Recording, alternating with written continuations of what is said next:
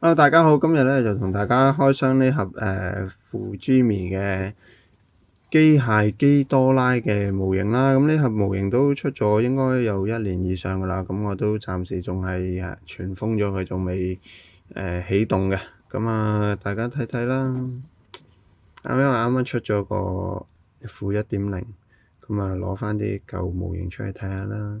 咁你見到呢個係第一次出嘅，佢之前出過基多拉啦，有機械哥斯拉啦，哥斯拉有2個唔同嘅 version 啦。咁同埋碧蘭提斯啦，碧蘭提斯好似係最新嘅，係啱啱負1.0之前出嘅。咁呢個係再之前出嘅模型啦。好啦，咁睇睇啦，開嚟睇下先。哇哦！板件係非常之咁多嘅，咁我哋睇下說明書先。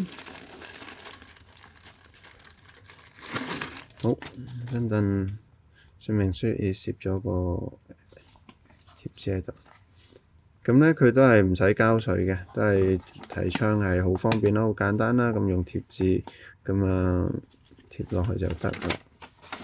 咁佢砌嘅方面咧都係冇乜隱藏水口，都係左右合埋啦。咁所以如果要求高，師兄就自己做一啲無縫處理啦。佢大部分都係左右合嘅，不過個龍頭都好噶啦，上下合就唔係好明顯啦。咁而身體嘅部分咧就係左右合嘅。咁而佢個鱗片嗰度都要做無縫，都要考下功夫，一陣睇下佢實際係點樣先。咁你見佢咧細節都足嘅，都 OK 嘅。呢個盔甲又係左右合，呢個比較明顯啲嘅最後位置啦。咁3個頭啦，咁中間頭係機械嘅。咁另外咧，你好似開翻個燈喎，要分好啲，開翻個燈先。好，咁繼續睇啦。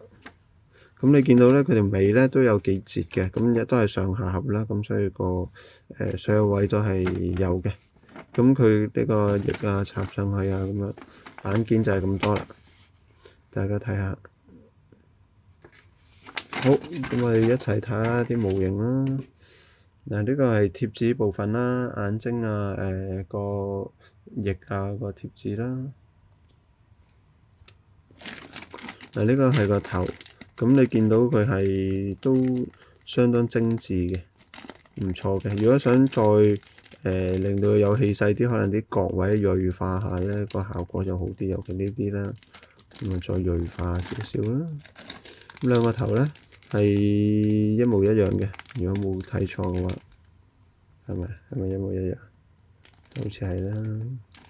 好，咁呢隻金色咧，即係老實講就塑組係真係唔係太友好，我覺得即係都係少少膠。咁建議大家去模型鋪啦，買個噴罐，其實你全部噴晒佢就咁噴，都唔使話咩遮蓋，你噴晒啲金色嘅地方，我相信已經有好大嘅提升。即係要求唔高啦，當然即係玩開模型嘅，當然唔能夠接受我呢個要求啦。但係總好過咁樣塑造嘥咗盒模型啦，因為呢盒模型都應該要接近300個大洋左右嘅，我記得係啦。咁佢呢個腳趾嘅部分都係就咁金色啦，我唔記得咗佢原本係咪成隻都金色。咁呢啲係佢個關節位啦，全部都係金色噶啦。咁呢度係身體嘅部分啦。佢個身係都好喎，佢個身係都唔係喺中間開左右。咁佢組合度一般都 OK 嘅，都唔會話差嘅。我之前砌過其他模型，即係呢隻就之前砌嘅。咁你見佢啲牙齒嗰啲都做得唔錯嘅，啲細節位都唔錯。呢隻我就自己上咗色啦，簡單做咗無縫啦。咁個鰭咧我就做咗啲UV 油嘅效果啦，一陣間可以開俾大家睇下。咁佢可動性都 OK 嘅，條尾就可動性一般啦。咁但係頭手咁樣啦，咁都可以揸到啲嘢嘅，手腕都轉得嘅。甩咗添。係啦，唔係好緊嘅啫，啲關節話 OK 啦。嗱，咁你見佢啲關節都唔算話十分明顯啦，都可以接受。因為好少 SD 可以有可動咯，比較出色嘅係 Express，我覺得佢就出得靚啲啦。咁但係當然佢係擺件冇可動咯。咁而呢個係有可動嘅。咁呢個嘴咧都係純白色嘅，唔知點解佢係都唔出紅色，即係佢又諗住人哋用貼紙。佢今次貼紙都冇添喎。貼紙係冇黏過，有呢邊，原來有兩面貼紙嘅，睇漏咗。咁個眼睛嗰方面咧都有唔同嘅眼睛啦，你睇下你想要咩效果啦，要紅色眼啦，定係要有眼珠嘅眼啦，咁自己決定啦。咁呢個綠色嘅透明件就係機械哥斯拉個頭個眼睛啦。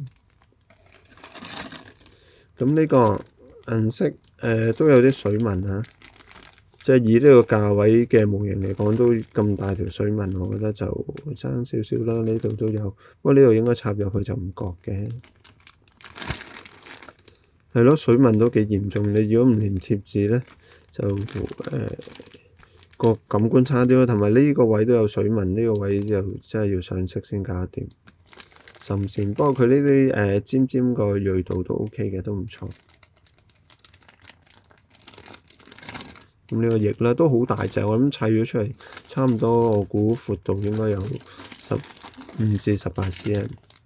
咁呢啲都係關節啦，球形關節。咁呢個就係個頭啦，機械哥斯拉個頭啦。哇，好多水紋真係其實。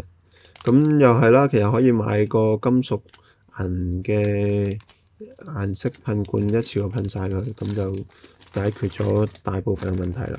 即係要求冇太高，咁基本上都係非常之值得入手，因為佢出嘅模型唔算多啦，同埋佢有即係可動性啦，有少少即係好高啊，唔講得㗎啦。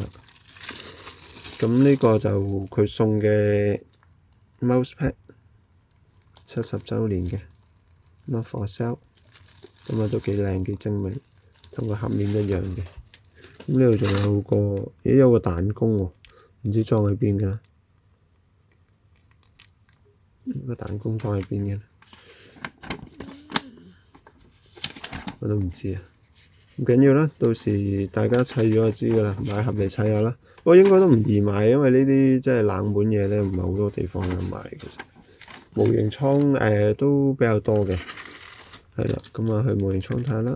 佢有附設兩條脷，兩條脷一樣嘅，即係其實如果佢整兩條唔同嘅就會好啲咯。咁如果自己想改咧，其實都唔係難嘅，揾個風筒吹熱佢，跟住就自己輕輕嚟咬啦。咁當然輕輕力啦，因為好易斷嘅膠，你吹到佢熱咧腍咗，咁你就可以將佢變形。其實呢個小技巧啦。咁好啦，咁啊今次去到呢度先啦，晴晴啊同大家拜拜。